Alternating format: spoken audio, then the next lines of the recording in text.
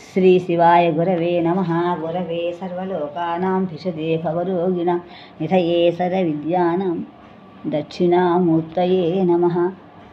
గురువుగారు నాన్నగారు రచించినటువంటి మచిలీపట్నంలో 6/2/41 రాశారు. 36 చాలా కవిత్వాన్ని కొంచెం గుర్తున్నప్పుడు ముందు పెడుతున్నాను.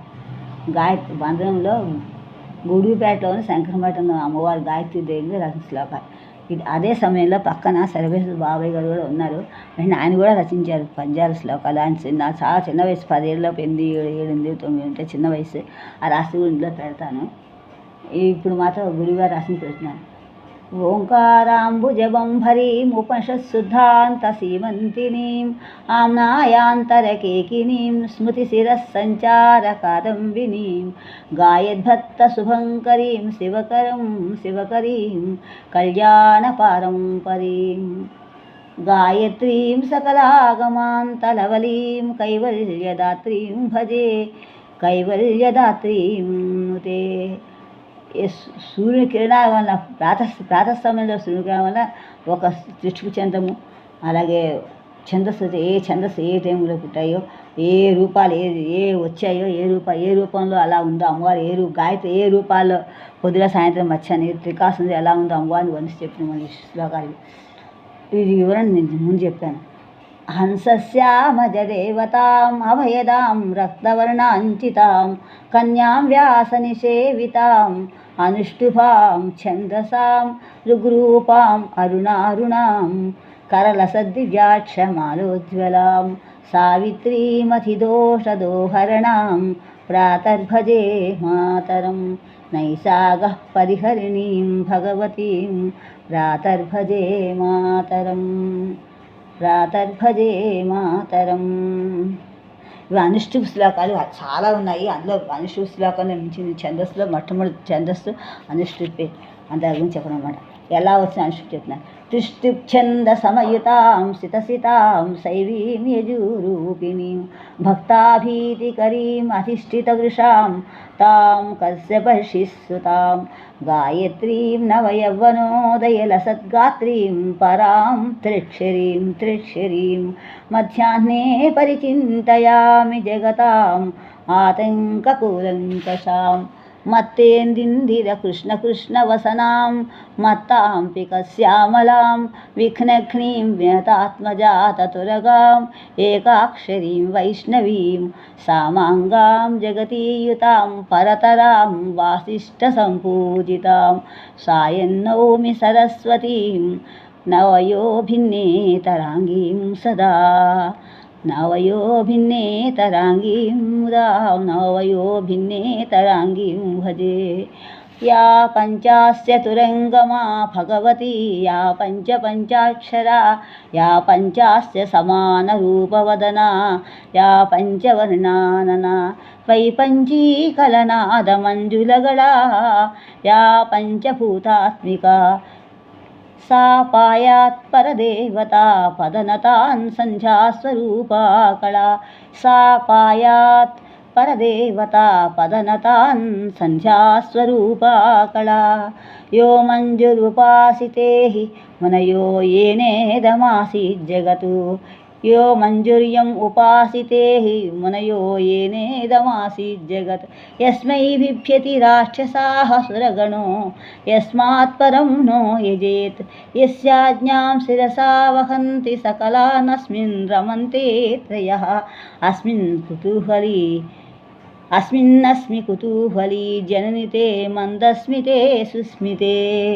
ఇక్కడ సాంబోనకోద ప్రధానపత్రి రాశారు. అలాగా అదే రామచంద్ర కూడా రాశారు. ఇక్కడ యస్మిన్ శబ్దం అంటే అసలు ఎస్ శబ్దం చెప్పడం విశేషం అన్నమాట. అమ్మవారి మీద చెప్పడం విశేషం అన్నమాట. అది ప్రథమ ద్వితీయ తృతీయ అన్నీ వస్తాయి.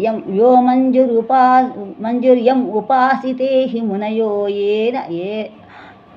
ఏదం ఆసీత్ జగత్ ఏనేదం ఆసీత్ జగత్ యస్మై బిభ్యతి రాక్షసాసురగణో యస్మాత్ పరం నో యజేత్ యస్యాజ్ఞాం శిరసా వహంతి సకలా యస్మిన్ రమంతే త్రయ అస్మిన్నస్మి కుతూహలీ జనితే మందస్మితే సుస్మితే అస్మిన్నస్మి కుతూహలీ జనితే మందస్మితే సుస్మితే శ్రీ సాంఖ్యాయన గోత్రకల్పలవలి శ్రీచక్రరాజేశ్వరి రాజేశ్వరి త్రయ్యంతాగమ కోకిలే పరకరే బ్రహ్మాస్త్ర విద్యామయి సామ్రాజ్ఞి త్రిపదే పరాత్పరే మాం పాహి విశ్వేశ్వరి ప్రౌఢాజ్ఞాన కదంబ విద్విషి మహాప్రజ్ఞా సవిత్రావృషి దుష్ప్రేక్షాచ్చిషి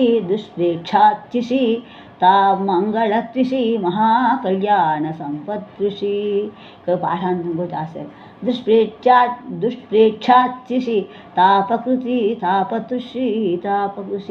మహాకళ్యాణ సంపత్ృషి జ్యోతిర్జ్యోతిషి నమ్రకమ్ర కవితా మారందధారాతృషి అస్మిన్ సంప్రతి కుర్మహే రతిమిమాం తే పారంగలక్ష్మీతృషి రతిమిమాం తే పారంగలక్ష్మీతృషి నాలంతే మహిమానమం భగదితం దైవారదాస్యాదయాః కోవాహం తవ పాదపద్మయుగళీ భక్తాంఘ్రిరేణూపమాన్ ఏనేదం కృతమేన మధునా చాంచల్యబుద్ధ్యా మయా మజ్జన్మాహని యత్కృతం తదఖిలం క్షంతవ్యమేవార్హసి సర్వం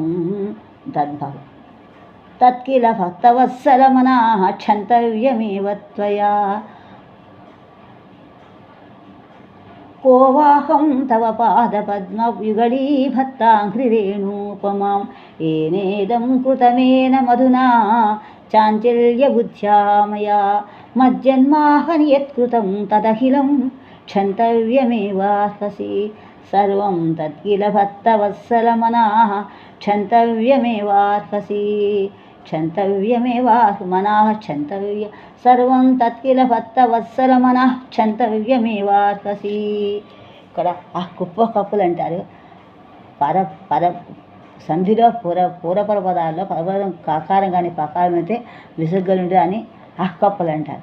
అందులో చెప్పాను. ఇదే ఇంకా ఏ పుట్టినవి కాకుండా దీనికి వివరణ అర్థం కూడా చెప్పాను. అన్నీ చూశాను. ఏ సూర్యకాంతి ఎలా వస్తుంది, ఏ నక్షత్రం ఏ సమయంలో సూర్యకిరణాలు ఏ వస్తుంది. ఇంకా అతి విశేషం అంటే వ్యాకరణానికి, సంగీతానికి, వైద్యానికి, తంత్ర విద్యకు కూడా ఒక లింక్ అన్నమాట. ఇందులో అన్ని రహస్యాలు ఉన్నాయి. ఓంకార మంత్రసాధన ఉంది. ప్రతి శ్లోకం కాదు ఒక మంత్రం చెప్పకూడదు కాబట్టి బీజాక్షరాల ద్వారా చెప్తూ ఇందులో చాలా నిశ్చితం. నాకు మాత్రం చేతనని చెప్పాను కానీ చాలా కష్టం చెప్పడం. నా చేతనని నేను చెప్పగలిగాను. అందువల్ల ఇందులో అన్ని రకాల ఒక లింక్ అన్నమాట. ఇందులో వేదాంత రహస్యం ఉండటమే కాదు, మంత్రశాస్త్రాన్ని తర్వాత యంత్రం ఉంది, తంత్రం ఉంది. తర్వాత అంతకన్నా కాకపోతే వైద్యశాస్త్రం ఇందులో కనిపిస్తుంది. ఏ పలకటం వలన నాడి ఒక నాదం కలగటం వలన రోగాలు తగ్గిపోతాయి. ఆ సైన్సిస్టులు చూస్తున్నారు. మన కంఠంలో విశుద్ధ చక్రంలో అక్షరాలు కనుక మూలాధారంతో అక్షరాలు పైకి తనుగుతానికి 6 చక్రాలను పైకి విశుద్ధ చక్రం నుంచి వెళ్ళి పై సహస్రానికి వెళ్తాయి. దారి లేక మళ్ళీ కిందకు వస్తాయి. కిందకు వచ్చి మన నోట్లో బయటకు వస్తాయి. అదే జగతి ఛందస్సు అన్నమాట. అలా సూర్యకాంతి కిరణం వల్ల వచ్చింది. అలా వచ్చిన అక్షరాన్ని ఈ కంఠలో అనిగిపోయి ఉన్నాయి కాబట్టి ఈ కంఠంలో అక్షరాలు కంఠనాళాలు ఎలా ఉన్నాయో చూడాలంటే వైద్యశాస్త్రం ఉండాలి. వైద్యశాస్త్రం ఉండాలంటే ఒక లింక్ అన్నమాట. వ్యాకరణానికి, వైద్యానికి ధన్వంతరి, వ్యాకరణానికి ధన్వంతరికి, తంత్రానికి, మంత్ర సంగీతానికి, వీటన్నిటి ఓదాంట్లో అన్ని రకాల ఇందులో కలగలుగుతున్నాయి. ఇందులో చాలా మంత్రహస్యాన్ని మనకి తెలియదు కానీ నేను చెప్పడానికి ప్రయత్నించాను. తప్పులన్నీ నావి ఒప్పులని గురువుగారు వివరణ కూడా ముందు రాసిన ఈ విషయం మనం చెప్పుకొని చూద్దాం.